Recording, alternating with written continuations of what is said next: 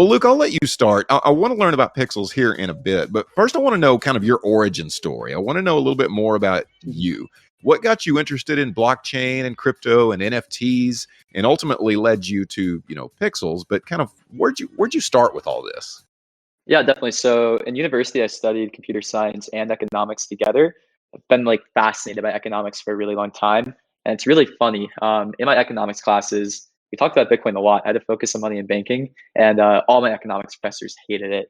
And they kind of like had me going along that line too. And I'm not honestly still super sold on the idea of Bitcoin, but this new tech coming out with Ethereum and like all the applications here has been super interesting to me. I've been following it along for a really long time. And now I finally feel like the tech is in a place where it's ready to build. So I've been a software engineer for like 3 years. I went full time into startups a year and a half ago.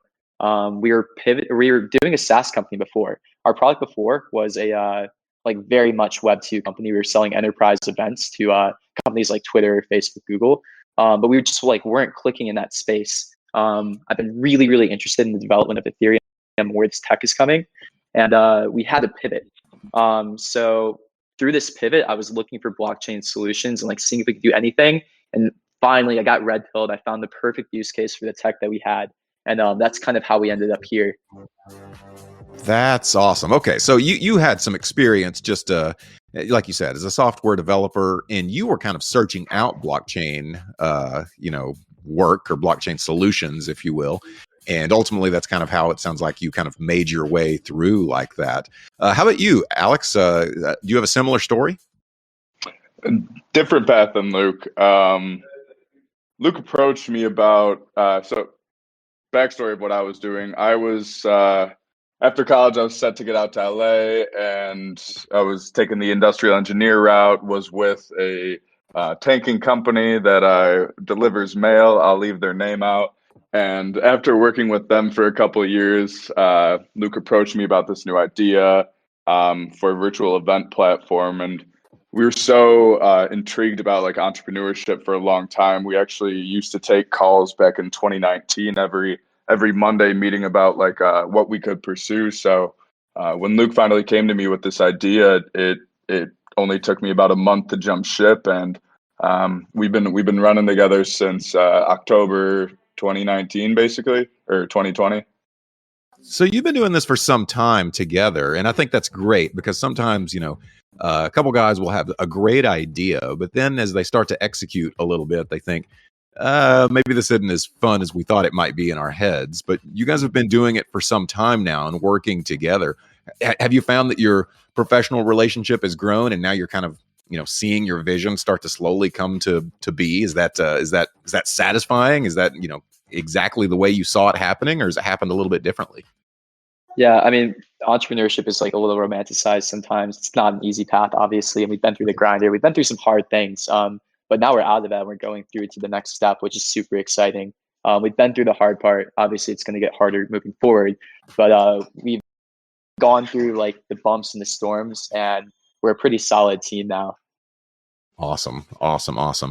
Well, these guys are here. They're not, as much as I wanted to know their origin story, of course, I want to know about their, project, and that's Pixels. Now, you can follow along here if you're listening and go to Pixels.Online. That's their website.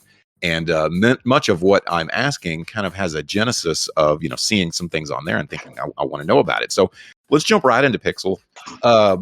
Luke or Alex, either of you can answer this. What's the project about? Just tell us what the project is, and then what makes it unique. Yeah, so Pixels.Online, we've been calling it a few different things. We've been calling it the NFT Metaverse. We've been calling it Stardew Valley through your PFPs.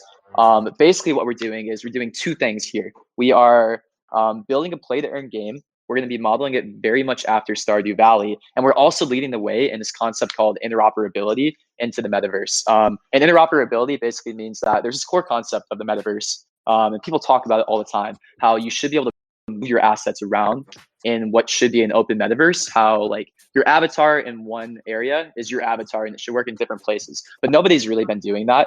And we're definitely behind in that space. So one of our core strategies and the things that we're doing differently first is that we are leading the way in that interoperability. We have developed a system, and you can actually go to it right now, where you can actually natively bring your NFTs into our game. Literally all you have to do is click on connect to MetaMask. We only view your wallet, and you can start walking around as one of like 4 different NFT types: Lazy Lions, Pixel Beast, CryptoPunks, Funks. And you can actually use your avatar in our game. You don't have to buy any of our game assets to start playing or to like get going into it. Man, I'm so glad you say this, because I had said this earlier whenever we spoke briefly on Twitter Spaces. But often when I'm trying to explain play to earn games, or even explain, NFTs inside games to people, I'll say to them, it'd be so neat because you could actually, race a car in one game and then use that same car in another game because it's an NFT and it's on the blockchain. And I always use that example. And I think sometimes it lands and sometimes it doesn't land. Sometimes people don't quite understand what I'm saying. But you've done more than just use it as an example. I mean, you're saying that I could buy, certain NFT projects, or, right now it's kind of the blue chip projects, and I could use them in your metaverse, in your world, correct?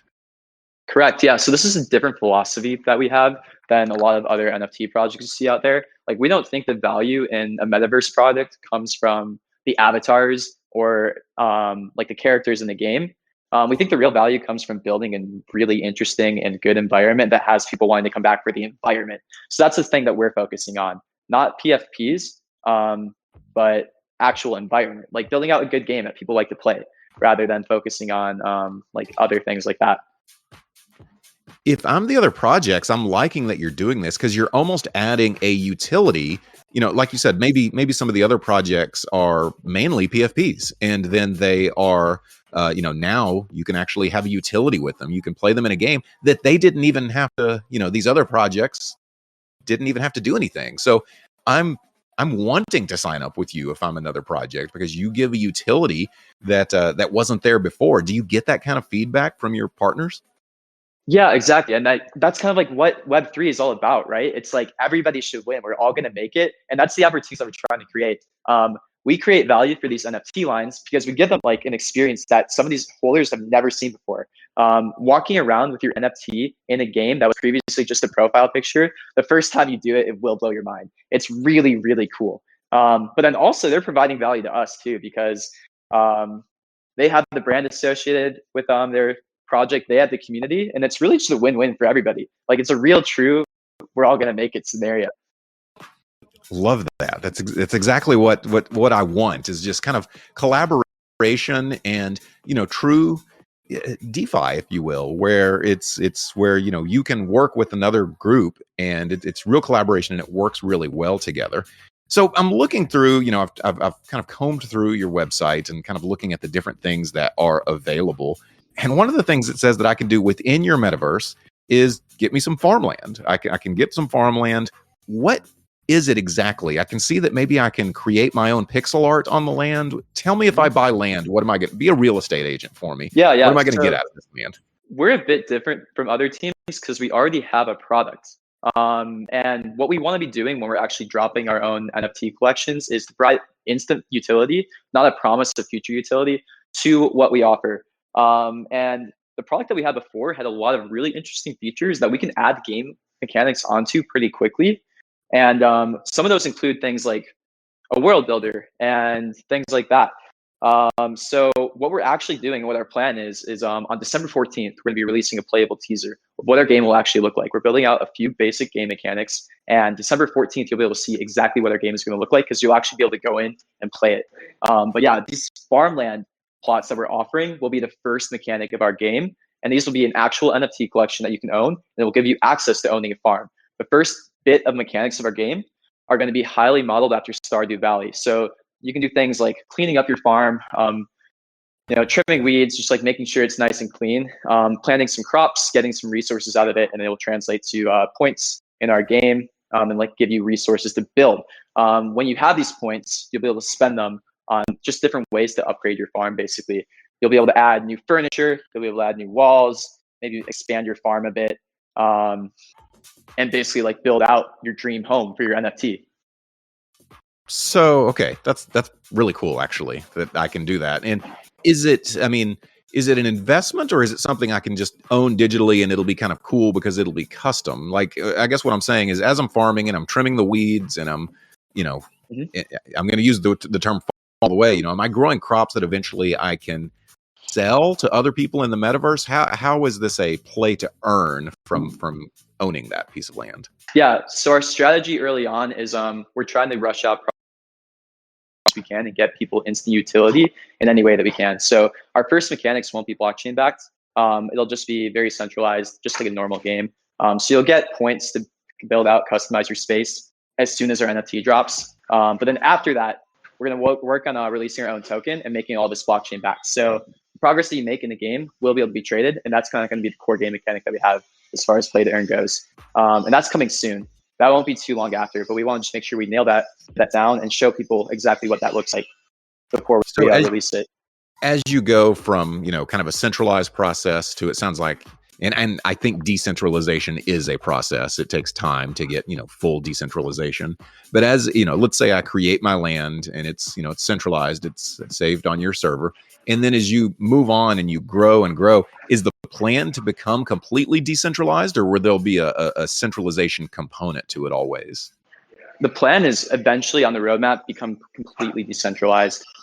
As far as even going to open source our code and letting people run their own like nodes or game servers that we have. So that's eventually on the roadmap. But it's going to take some time to get there. And also we don't want to rush into it because we want to focus on building a really good game first. And that part requires centralization, making sure that we have a really fun and unique game that people want to come back to, that after we build that, the players can own. So that's kind of the idea.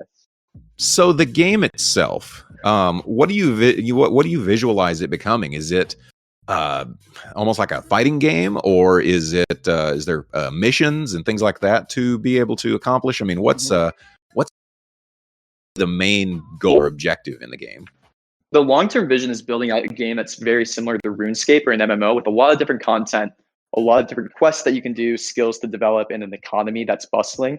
An economy that you need to trade resources around for to make further progress in the game and be interacting with players a lot. But we're trying to also scope it down early on too and have a really concrete thing that we can offer.